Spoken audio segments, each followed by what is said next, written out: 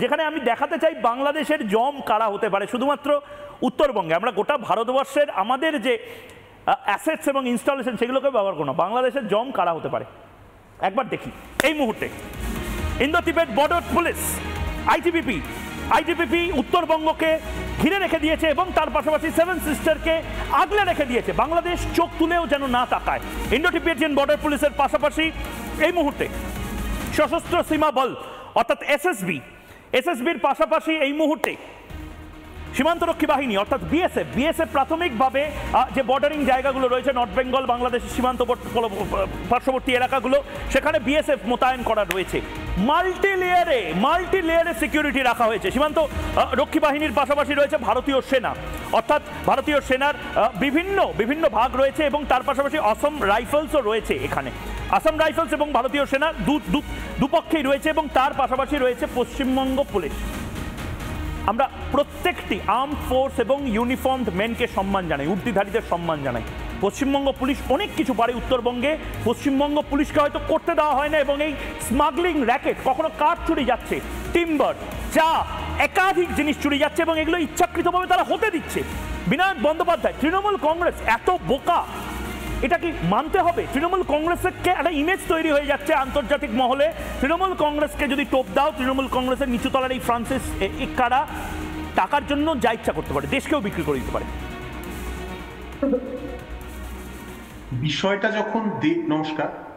বিষয়টা যখন দেশের, তখন আমি এতক্ষণ ধরে দীপাঞ্জন চক্রবর্তীর কথা শুনছিলাম, ঝন্টু বড়াইকেরও কথা শুনছিলাম। আমার বক্তব্য হচ্ছে এটা ভারত সরকারের অবিলম্বে ইন্টারভেন করা উচিত, কারণ বিষয়টা রাষ্ট্রীয় সুরক্ষার সঙ্গে যুক্ত।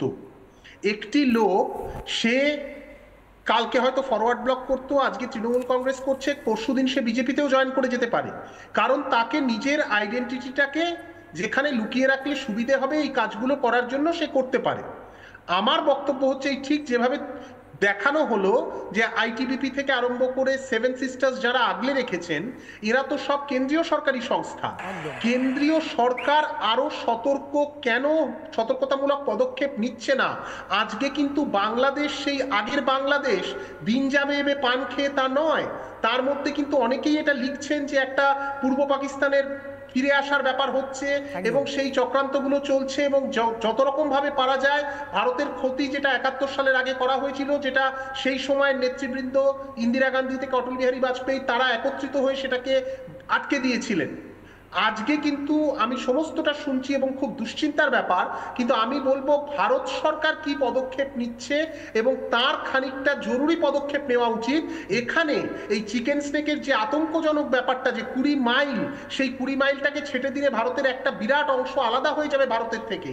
আমরা ভুলে যেতে পারি না ২০২০ সালে সেই দিল্লি রাইটসের সময়, এখনো সে বোধহয় জেলে আছে, আমি লোকটার নাম মনে করতে পারছি না, সে হুমকি দিয়েছিল দিল্লিতে দাঁড়িয়ে যে এই চিকেন স্নেকটাকে ভারতের থেকে আলাদা করে দেবে, কেটে দেবে। শারজিল ইমাম, বিনায়ক বন্দ্যোপাধ্যায়, শারজিল ইমাম এই চিকেন স্নেককে শুধু আলাদা করে দেবে বলেনি, এর পাশাপাশি এই সেভেন সিস্টার্স, সেই সেভেন সিস্টার্সকে পুরো অবরুদ্ধ করে দেবে বলেছিল। আমি আপনাকে একটু থামাচ্ছি, তার কারণ আমি কেন আজ জবাব চাই বাংলা প্রাইম টাইম এই সেগমেন্টে আপনাদেরকে ইনভাইট করেছি, তার কারণ এটা খুব সিরিয়াস ম্যাটার। আজকে এভাবে ক্যালিফোর্নিয়াম হোক, রেডিও অ্যাক্টিভ এলিমেন্টের অস্ত্র এত সহজে যদি তৃণমূল নেতাদের হাত দিয়ে আন্তর্জাতিক মহলে পৌঁছে যায়, এরকম একটা ভোলাটাইল সিচুয়েশন, এটা ভয়ঙ্কর। এবং নকশালবাড়ি, এই সেভেন সিস্টার্স বা চিকেন নেক যাকে বলা হচ্ছে, এই নকশাল নাশকতার যে ইতিহাস, এটা কিন্তু বহু পুরনো। ৬০-এর দশকের যে নকশাল আন্দোলনের সূত্রপাত, ৭০-এর দশকে তার সূত্রপাত হয় এই গ্রাম এলাকা থেকে।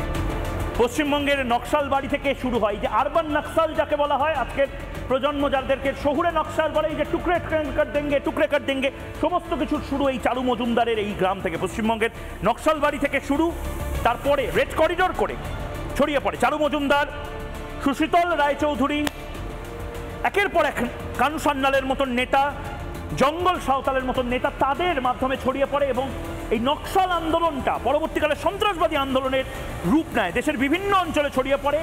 ভারত সরকার মাওবাদী এবং নকশালদেরকে একটা সময় biggest threat to internal security বলে। রেড করিডোরের ৯২,০০০ বর্গ কিলোমিটার তারা অবরুদ্ধ করে দিতে চেয়েছিল এবং তারা বিভিন্ন জায়গায় ছড়িয়েছিল, বিভিন্ন সময় ইনসার্জেন্সিতে তারা নিহত হয়েছে।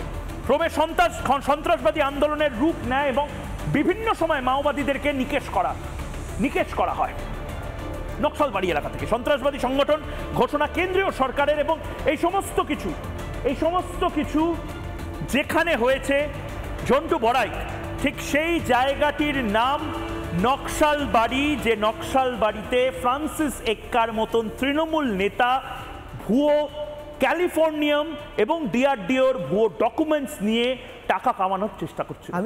আমি তোমায় কেন বলছি যে ওখানকার ডেমোগ্রাফিটা বোঝো। ওখানে আদিবাসী, রাজবংশী, নেপালি এই জনজাতিদের একটা বেল্ট, যাদেরকে অনায়াসে, আমি তাদের ছোট করছি না, ট্র্যাপে ফেলা যায়। এই নকশাল আন্দোলনটা মূলত তাদের হাত ধরে গড়ে উঠেছিল। আজকে যদি বৃহত্তম রেড করিডর তুমি খেয়াল করবে, ওর থেকে ঢেলছোড়া দূরত্বে কিন্তু ডোকালাম, ভুটানের ডোকালাম একদম বৃহৎ কাছে। দ্বিতীয় সবচেয়ে বড় যে ওখানে অ্যাপ্রোপ্রিয়েট কমিউনিকেশনটা থ্রু কলকাতা বা দিল্লির সাথে নেই।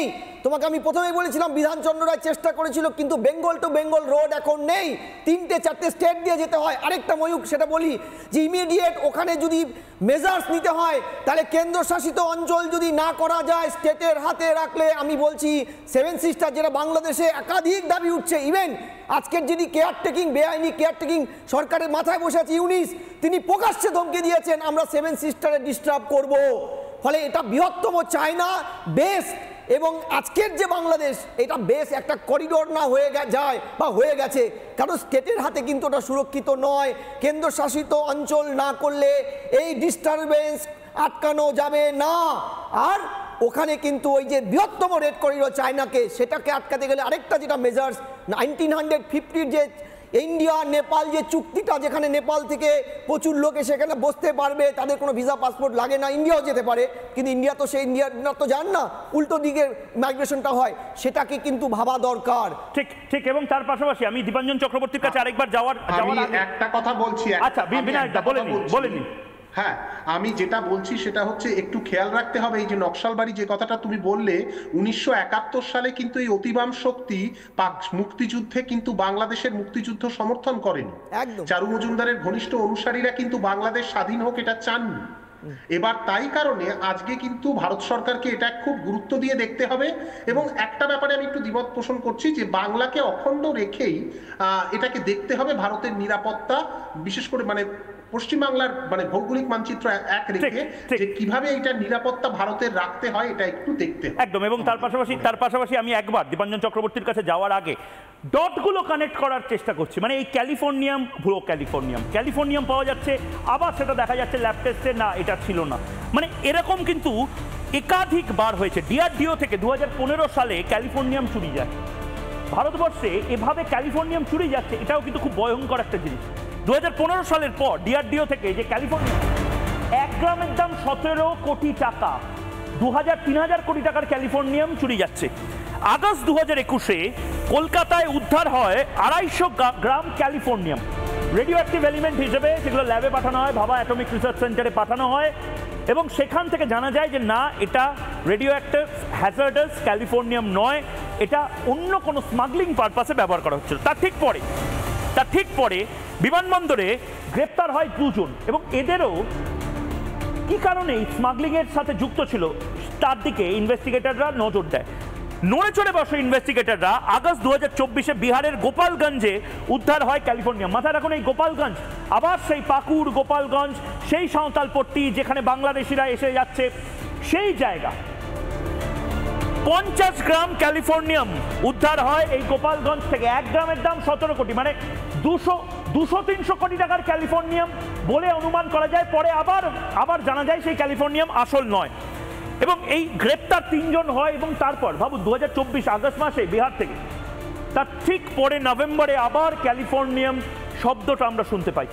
মানে এটার পেছনে কোনো একটা কারণ তো রয়েছে, যেটা জঙ্গিরা বারবার ট্রায়াল অ্যান্ড এরার করার চেষ্টা করছে, হয়তো বারবার কিছু না কিছু ভাবে প্র্যাকটিস ম্যাচ খেলছে দীপাঞ্জন চক্রবর্তী।